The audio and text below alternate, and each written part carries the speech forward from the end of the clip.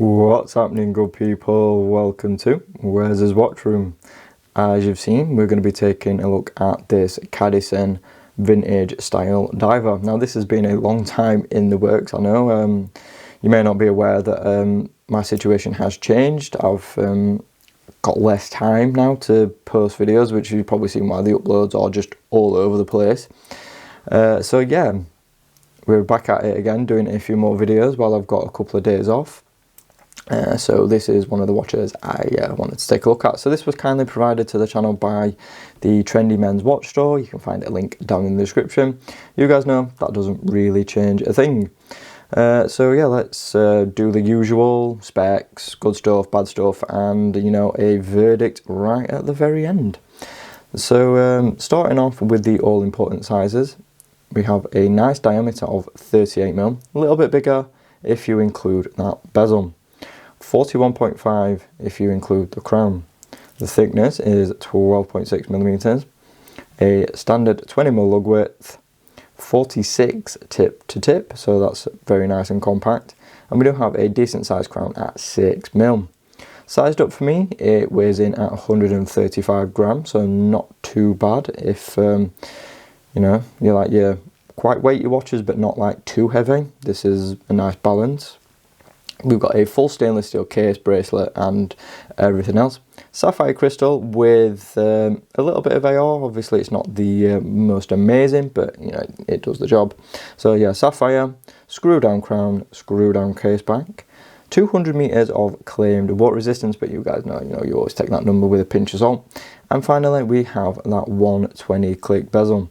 And it's a mixed bag, let's just say. I like the styling, you know, it's got that vintage look to it. Got a nice sort of matte black inset, but it does actually, you know, you can see it doesn't blow out like ceramic. I mean, you get ceramic in the light and it's like, poof. This has got a bit more of a subtle sheen to it, and I think it looks great, and it definitely suits the aesthetic, especially with the, you know, the cream dial. The downside, the action, the feel is not great. So here's a sample. Now, to me, it sounds a little bit ratchety. It's very, very light and, you know, easy to manipulate. But I have noticed on occasions where I've wore it with one of my jackets that the bezel ends up like moving without even, you know, touching it. So that's a little bit of a shame. So it's probably not the best if you want to be timing it for everything, because it does tend to move quite easily. Alignment's fine. But we do have, you know, you can see a little bit of wobble, and about a click's worth of back play around the bezel. So yeah, grip is nice, but yeah, it's definitely not the best bezel out there. So let's take a look at the dial, and well, there's not really a deal going on. We've got a black printed minute track on the outer perimeter. Applied indices a little bit further in, so we've got an upside down slender triangle at the 12 dots just about everywhere else apart from the 369, where we have some slender batons. So they've all got that nice border, so they do catch the light quite nicely, and that's about it really. You know, there's not too much to know. For the handset, we're looking at a slender vintage style Mercedes set. These are lume filled, high polished, done to a decent standard, but there is a few little bits of debris and stuff on them, so they're not the cleanest, but you know, they fit the aesthetic and they're pretty good for the price point. Branding, we've got, you know, Cadisen printed, and then automatic 200 meter 660 feet, and that's about it. Very clean, very minimal. Love the symmetry, and it's a nicely executed dial apart from that one little tiny issue. Moving on to the side, you know, you can see we have a brushed finish, very nice and smooth, pretty good quality too. The edges, you know, they're a little bit soft, but you know, it's an affordable watch. You can't really expect really crisp lines, but yeah, the polishing is done to a good standard. Brushing is very good too for the price. Again, for the price point, guys. Signed crown, which has got the embossed Cadisen logo, and you know, it's a nice size crown, looks good, fits the aesthetic, so no real complaints. Switching around to the case back, and yeah, there's not a deal going on here either. We've got a brush section in the middle, specifications all the way around, and it's one of those really awkward case backs to remove. You need a specialist case back removal tool for it. Yeah, so if you ever need to do any repairs to that movement, you're going to need one of those specialist case back removers. You can pick them up, you know, Amazon have got them, but they're not as cheap as just a traditional one, so, you know, keep that in mind. Moving on to the bracelet, and again, you know what, it's a bit of a mixed one. I like some aspects of the aesthetic, but not all of it. So starting off up at the top, you can see, well, we've got brushed lugs for a start, and a female end link, always nice to see. Brushed finish as well, and the brushing, you know what, it's onto a pretty good standard. You know, it's nice and uniform, nice and soft, so you can't feel the actual brush strokes in it. The only thing I'm not so keen on is the rivets. I mean, I know it fits the aesthetic, but you know, they're not really to my personal taste. One thing I do really want to complain about though is the double-sided screw links to undo it. You can see the double-sided. They are a pain. They are a real pain. I don't know why they just didn't do the single-sided ones. But yeah, absolute nightmare to adjust. Other than that though, you know, we've got nice articulation, again, good finishing, solid feel. So yeah, no complaints there, but yeah, just sizing it is not the easiest. And then we get on to another complaint, the clasp.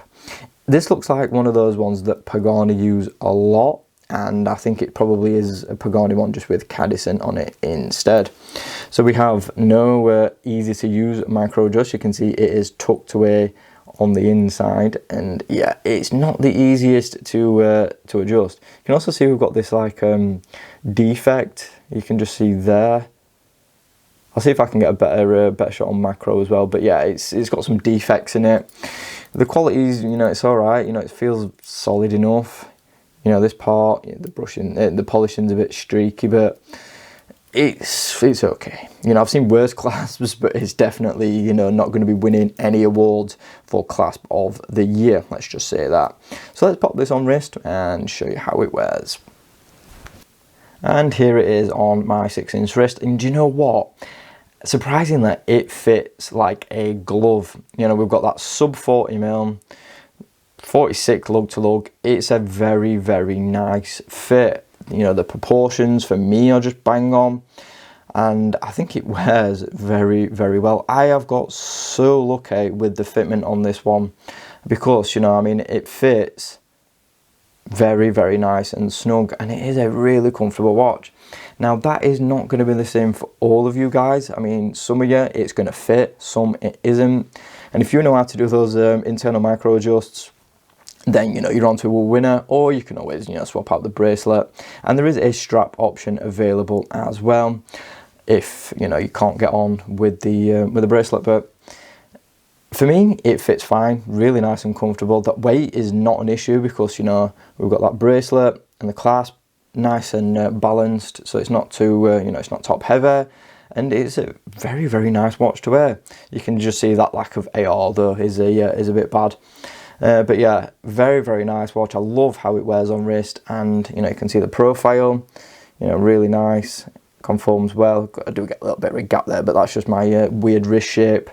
But yeah, really nice wearing watch, and yeah. So guys, let's move on to another area of the watch, of course, the movement. So this is packing an NH35. Now, I'm not going to bore you to death going through all the specs, because we've heard them a million times over. What I can say is this crown is nice. You know, it's got a good grip, you know, nice size. Pull it out twice, hacks, and it is very smooth. You know, the crown and stem, absolutely fine. No issues with adjusting this watch at all. I mean, it is literally buttery smooth, no feedback, no great horrible stuff. It is very nice. No character, you know, like that Myota's got its little quirks. This is just solid, reliable, and it just feels great. So no issues whatsoever. Re-engagement, you know, absolutely fine as well, as I'm struggling to do it. But yeah, re-engagement's fine. And I have noticed as well, when you're screwing in the crown, the bezel is very easy to turn as well, so that's a little bit annoying. But other than that, it's a really nice, easy to use, and nice as well. So yeah, no complaints. Moving on to the well, the final part actually of this review, the Lume. And like many other watches at this price point, it does fall short. I mean, it's not the best at all. It's definitely better than most Paganis, I'm not going to lie. But yeah, it's definitely not great either. I mean, it's got that nice initial burst like many of these watches do, but then it's just the longevity really that lets it down, and it does fade quite quickly. So not a Lume monster, not not going to impress you that much either.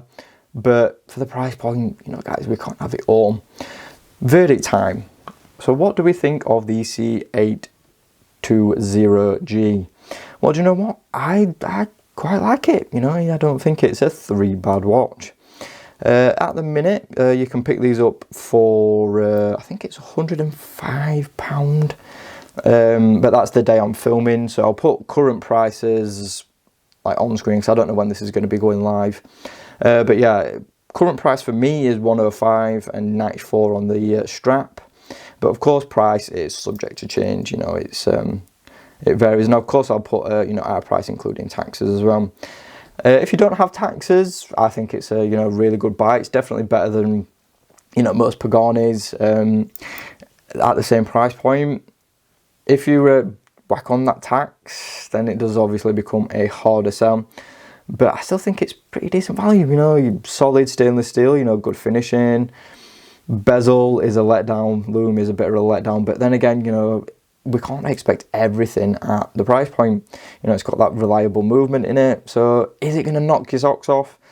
No. But is it quite impressive for the price point? I would say, yeah, it's not bad at all. Thanks for watching, guys. Have a good one. If you want to see more content on the channel, click the links you can see right now. Like the video if you enjoyed it, hit that bell so you don't miss any future content, and of course feel free to subscribe if you want to stay in touch with the channel. Thanks very much. Have a good one.